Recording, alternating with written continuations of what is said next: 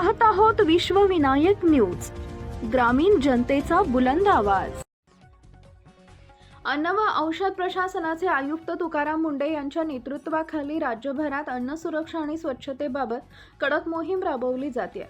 आता एफडीएनं आपला मोर्चा थेट आणि आंतरराष्ट्रीय ब्रँड्सकडे वळवला असून अन्न सुरक्षा आणि स्वच्छतेच्या नियमांचं उल्लंघन केल्याप्रकरणी डॉमिनोज पिझ्झाच्या मुंबईसह राज्यभरातील 5 आउटलेट्सचं अन्न व्यवसाय परवाने निलंबित केले आहेत। यासोबतच गोंदिया जिल्ह्यातील 4 आयुर्वेदिक औषध कंपन्यांचे परवानेही कायमस्वरूपी रद्द करण्यात आले।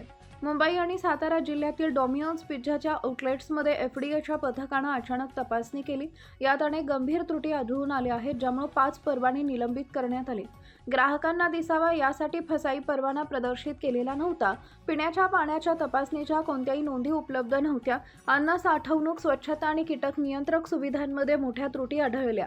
अन्न पदार्थ साठवण्यासाठी आवश्यक असणारे तापमान नियंत्रण आणि तपासणीची योग्य व्यवस्था नव्हती। घाटकोपर येथील आरसीटी मॉलमध्ये कीटक नियंत्रणासाठी प्रभावी उपाययोजना आणि त्यांच्या नोंदी नव्हत्या। अन्न साठवणूक, तापमान नियंत्रण आणि स्वच्छतेचे निकष पूर्ण केलेले नव्हते। खाद्यपदार्थांच्या संपर्कात येणाऱ्या साहित्याची प्रमाणपत्र उपलब्ध नव्हती। कर्मचाऱ्यांच्या स्वच्छता आणि वैद्यकीय तपासणीच्या नोंदी ठेवलेल्या नव्हत्या। अन्न आणि पाण्याच्या चाचणीचा अहवाल सादर करण्यात आउटलेट अपयशी ठरले।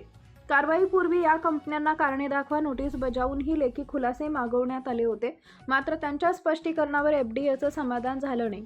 आढळून आलेल्या त्रुटी अत्यंत गंभीर स्वरूपाच्या असून त्यामुळे तयार होणाऱ्या औषधांची गुणवत्ता, सुरक्षितता आणि परिणामकारकतेवर थेट विपरीत परिणाम होऊ शकतो। त्यामुळे जन आरोग्याच्या हितासाठी या 4ही कंपन्यांचे परवाने कायमस्वरूपी रद्द करण्याचा कठोर निर्णय प्रशासनानं घेतलाय।